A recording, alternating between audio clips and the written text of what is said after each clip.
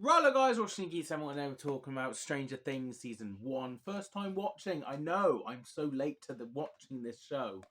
But we're finally talking about it today, so let's go.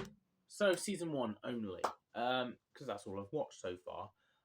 I watched it in 2 days. I watched the last 2 episodes the next day. I watched all the others all in 1 day.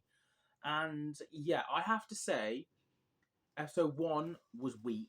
I didn't really get with it, and it took me till episode 2 to actually get invested. But then from episode 2 onwards, all the way up to the final, episode 8, I enjoyed it. I really enjoyed it. But episode 1 didn't hook me. I was like, I'm getting a bit bored and slow paced. It took a while for me to actually get invested. So there was that, and I'm being honest. So that's really my thoughts on that with the starting of the series. I'm terrible with all the characters' names. The only character I remember name-wise is the easy one, L11. That's all I remember, character-wise, name-wise. So I'm just going to have to describe to you who I mean when I'm talking about them. But let's get on to the Upside Down. I thought they handled that really well. The mystery there, the lore is still like not all explained, and it works. It's creepy, and the villain getting taken out at the end there by 11 looks like a sacrifice. But obviously, one thing I do know, and I don't know anything about this show, is Millie Bobby Brown is in the final season because all the publicity and all that stuff. So I have seen that, but other than that, I don't know anything. So I do know 11 will probably be in the next series. But her sacrificing herself for this series was good. It handled quite well. The government, the bad people trying to take her. They call them the bad people, so I can call them that. The bad people. And her potential kind of dad, like, he's not really there, but, I mean, the experiments they did with her was horrific and bad. And they just want to capture her again and stuff like that. And they've got these spies, So I'm going to describe again the police dude, the police officer, the guy from the Thunderbolts from Marvel, if you want to get with it that way. Yeah, they take him out. He gets too far. He knows too much, and then they knock him out and then send him home. Look like he dreamt it, but they put a spy thing in his like light bulb, and it was like, oh, okay, so yeah. He knows he's onto them. I really enjoyed him and his backstory of losing his child and that dark path and why he acts the way he acts and why he's motivated to help this woman with their child and potentially save the day at the end there as well. So I really enjoyed his character. I thought he was great. And he didn't have to. He didn't have to get involved, but he did. And I thought it worked. The sister, something with an N. I forget the name. Yeah, she was an alright character. She got better after she did the bad thing with her friend. Her friend was the ginger one that died. Yeah. She was pretty off and bad, and she's meant to be this clever student, but obviously she's trying to impress this girl, a boy, and that whole thing. Yeah, I didn't really gel with her until eventually she started getting involved with the main plot, and obviously with the boy who's gone missing, that brother and her are kind of coming an intimate thing I can see happening in the later series. Is to be fair, depends how they go forward with that, but them two taking on the monster and stuff. I really enjoyed her more there. But let's get on to the boy's brother, the creepy dude taking the photos. Like, what the what? Yeah, he was a bit of a weirdo there, wasn't he? I have to admit that was. I just found him completely weird. I'm not gonna lie. Obviously, I enjoyed his character yet again towards the end when he's helping out and taking the villain. But you need to remember him taking them photos, and it's weird. This is weird. I don't know, man. Don't know what to say on that one. And should we get on? We've talked about his family as such, so we might as well get on to the mom that loses the boy. Yeah, that's crazy. How much what happens to her and the way she goes with the police officer dude to get her boy back. she does it. But I was surprised at how much she was involved with the plot. So I was expecting this show to just be about the boys and them getting caught up in this thing, and the parents are none of the wiser. No, the mom is fully involved. The police officer dude's fully involved. And of course, when they rip open the fake body of that boy and it's all stuffing, that was like, what?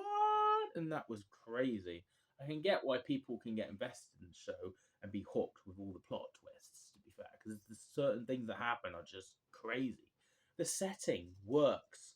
Like you go into the school and you've got this water pool and you're taking stuff. Where's all the cameras? Oh wait, they don't exist yet because of the time period we live in and stuff. They're not like us, so they can get away with a lot more stuff. I think the setting of the time period works to this show's advantage. So there's that as well. The boy, yeah, he doesn't really get a lot to do that's missing, but he's there at the end, at the beginning, he's there at the end, basically, and certain creepy scenes throughout the show from what they do to him. I haven't got much to say on him. He's a character. We'll have to learn more of him next series, but yeah, the mystery around him being missing and trying to get him back, and I was really thinking he was going to be dead, he was going to be gone, but no, he survived. So let's get on to. I've got a noisy cat down below, so I do apologize, guys. Let's get on to a few more characters now that I'm just gonna have to describe to you who I mean. The side pieces like the teachers and stuff, I don't really need to talk about them. But I'm trying to think of things that stood out to me because obviously that government thing was pretty crazy and how they were trying to keep up with that and kill people literally for 11 as well. But then they didn't hesitate to kill the kids, like they didn't try. So I was like, then maybe they're not as savage as they make out in some ways, but they are in others. So I don't know about them. I don't know what to feel like. I'm sure we'll see more of them in the next series and stuff. But the villain alone, taking people, feeding, and doing all that stuff with the upside down, yeah, it was creepy. It worked. But let's get on to the main event, the kids. So you've got the guy. The kid setup reminds me of the Goonies in a way. I'm not gonna lie, it does a little. But also them playing D&D, is it Dungeons and Dragons at the beginning, and then at the end. That was a nice parallel. We got that, and we got that at the end, and then the brother taking that kid home. That was really worked quite well, and I thought that was nice, a nice like connection there, a beginning and an end. But also the kids as well having that connection with 11, but not all of them going, oh wow, you have powers and trying to be like their friend. No, they were still challenging 11, and 11 in this was great. Millie Bobby Brown's character was one-lined, like John Wick in a way, going, no, friends. You know, she just one-line things, but I'm sure she learned to speak properly and stuff. It's just crazy what that guy's done to her to be like that. But her powers, I want to learn more about how she has the powers and why. And they might have explained it and I missed it, but the experiments might have been the reason why she has that. But that was cool, and she had that connection with the main boy as well. I'd say he's the main character of the group. But I don't know his name. Oh yeah, and she takes out them bullies that have been bullying throughout the series. They get what they deserved. Fair play. But no, that's crazy that they wanted him to jump off the cliff and stuff. The coloured actor who's one of the kids. Now, I liked him in certain ways, but he just was always challenging people. That was his main gimmick. I felt like he was just arguing or being rude with people. But obviously, towards the end, he does apologise and he does this and that. So he is a form of the team and he informs them on stuff that's happening when he's on that bike and stuff. He is a good teammate, I guess you could say, but he does cause a lot of conflict. We have the Joker of the group, the shuffly guy that reminds me of the Goonies, that big kid. It reminds me of that with him. I'm not gonna lie, it does, but I don't know his name. I thought he was just a comic relief. He really did work, and I enjoyed him a lot. I thought it was great. Then we have the main kid, who's the main kid. I really think he's the boss, and he falls for 11, and he's trying to do all this stuff, and yeah, I really enjoyed the characters. So that's me describing you guys everything. But what do I rank this out of 10 now? I'm going to rank this first series out of 10 an 8. I really think the beginning was lacking, but it really picked up. It really picked up, and I'm really impressed with the show. So yeah, season 1, an 8 out of 10. I think it's pretty solid, pretty good.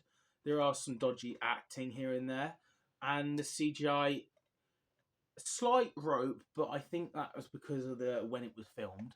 I don't know how long this took to make and stuff, but I know each series it took years in between, so that's why the actors grow older and stuff.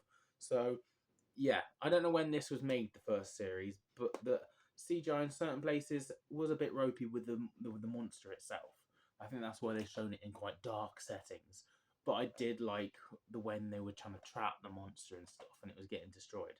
So yeah, anyway, 8 out of 10. Really investing show. I'm excited to talk about season 2 next week. Hopefully, I'll know a few more characters' names. Hopefully, but otherwise, I'll have to describe them to you yet again and try and I won't individually talk about every character like I just did, but I'll talk more about the plot and stuff, I think, next series. But yeah, stay tuned for season 2 review next time. Thank you guys for watching. Of course, I do Doctor Who, Star Wars, Marvel, you name it. Reese me, speak for Geek, let me subscribe. See you guys in another video soon. Have a nice day.